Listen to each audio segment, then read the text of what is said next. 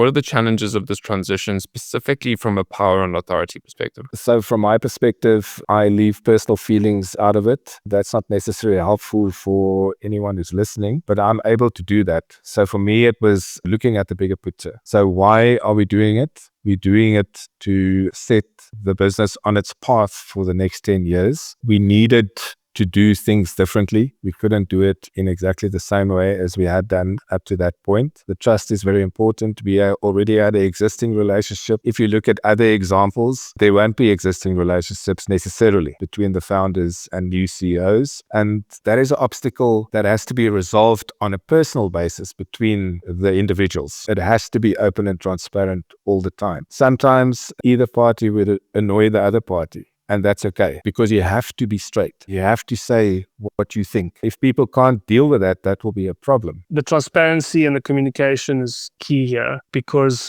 the culture that I've obviously been brought up in the business and the other managers as well is to make a case when you want to do something. So now, yes, I might be in the role, I might be in the CEO role, I can make decisions, I've got authority, etc. I still firmly believe that I still have to check myself and make a case to somebody about what I want to do, because that is the culture that I've grown up in, and that is how I like to work now. So some people will say maybe I speak too much, I always explain myself, I over-explain what I want to do, I justify, decisions that we want to make as a business. But to me, that just adds to that open communication and transparency. I think that's a good point to make, because you don't just take the reins and run away with it. You need to still speak to people, you need to still check yourself and make sure that what you're doing is seen by others and makes sense, seen by others as a logical and step in the right direction, rather than just run with it and go on a power trip, as you call it.